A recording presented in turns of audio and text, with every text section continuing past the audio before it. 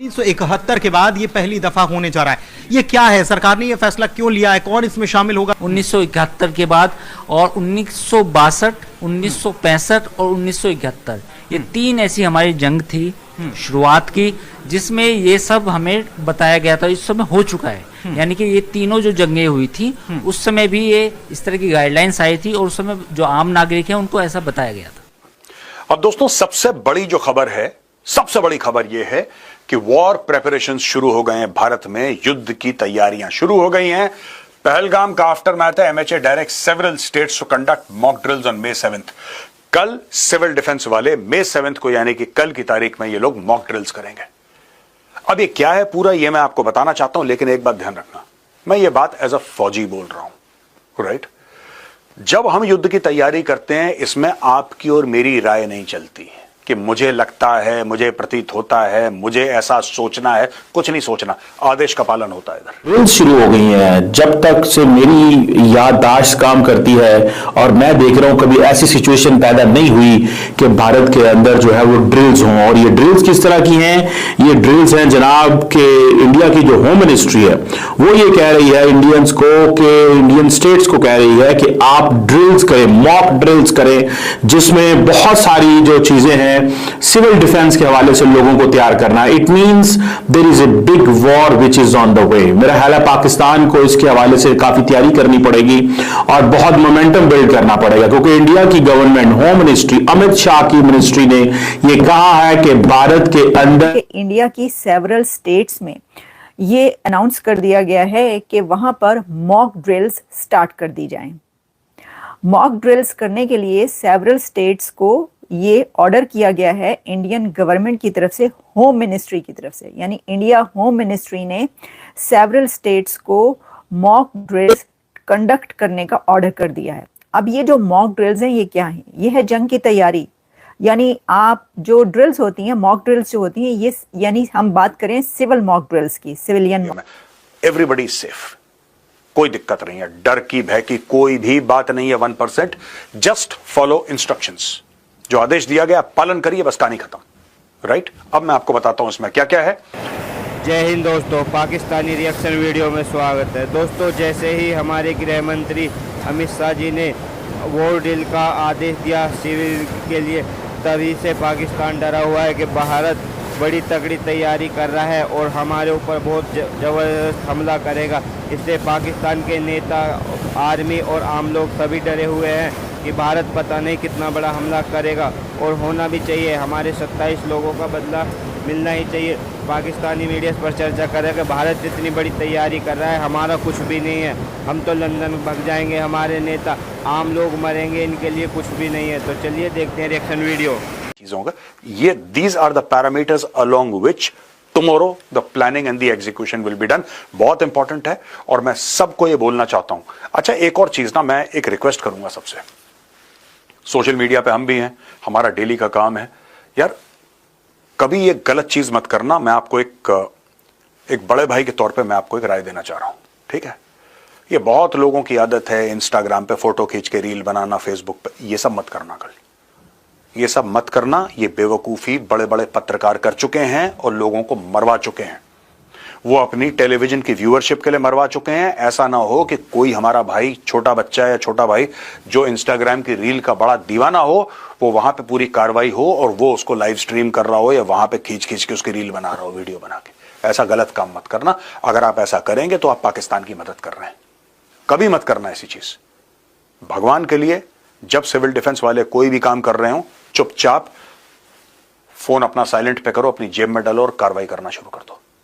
हर चीज की रील नहीं बनानी होती है, जिंदगी रील नहीं है, वरना भगवान ना करे किसी दिन ऐसा मौका आए तो सच में रील बन जाएगी, राइट?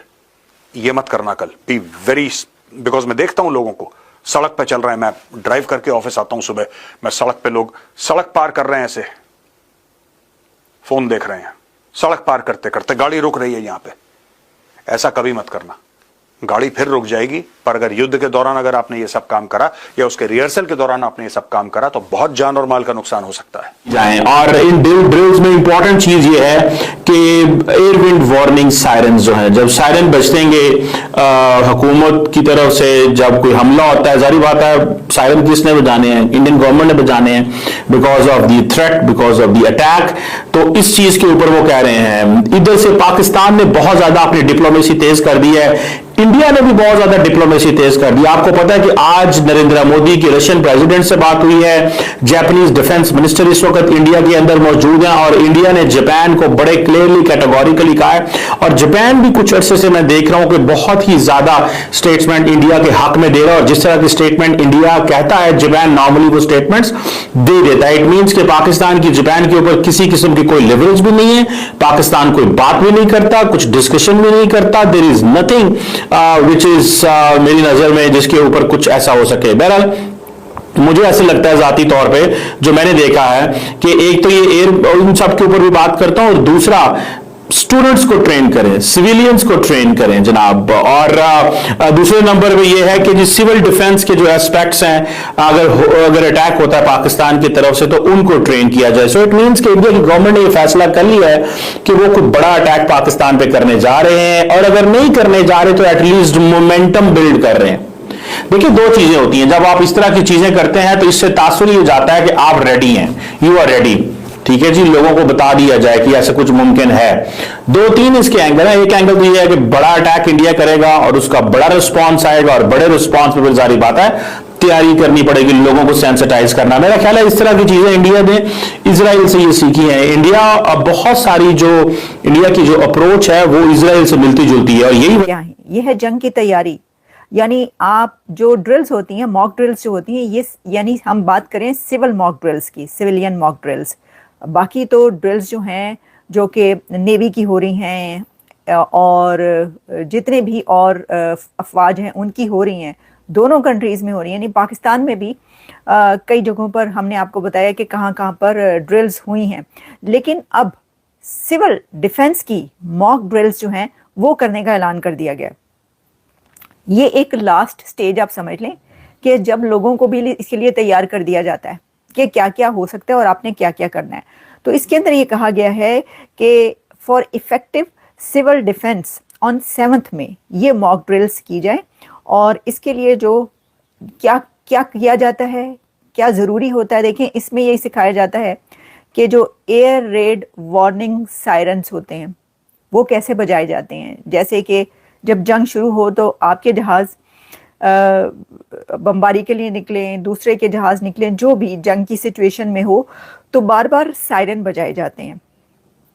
तो इसमें बताया गया है कि operational of air raid warning sirens, जब सायरन्स बजाए जाएं तो क्या करना चाहिए लोगों को। Number 2, training of civilians, students और दूसरे लोगों की on the civil defence to protect themselves, और इसके अलावा जो दूसरे लोग हैं उनकी भी आप मदद कर सके अपने साथ साथ। जंग में ये भी बहुत ज़रूरी होता है कि लोगों को पता हो, पब्लिक को पता हो कि उसने कैसे अपनी हिफाजत करनी है। फिर ये है कि और भी बहुत सारी चीज़ें इसके अंदर हैं। Early camouflage of vital plants, installations, updation of evacuation plan and it's rehearsal, ये सब चीज़ें इसके अंदर शामिल हैं। यानी एक जंग का माहौल है और आप जंग में रहने के लिए आपको क्या क्या उसके अंदर करना पड़ता है। कहीं छुपना है तो कैसे छुपना है, आप अंडरग्राउंड चले जाएं, आप कैमोफ्लैज कैसे होता है, सायरन्स बजे तो क्या करना है। ये एक सिविल डिफेंस की इफेक्टिव प्रैक्टिस और एक्सरसाइज होती है। वैसे तो बहुत सारे कंट्रीज़ ऐसे हैं जहाँ पर सिविल डिफेंस जो है वो स्कूल और कॉलेजेस में होती है और वैसे भी होती रहती है हमेशा। कि बहुत सारे ऐसे कि जो एक अजीम युद्ध था जो कि वर्ल्ड वॉर 2, वर्ल्ड वॉर 1, उन जो जंगें थी उसमें जो कंट्रीज़ शामिल रहे उनके कंट्रीज़ में तो अभी तक ऐसा होता है।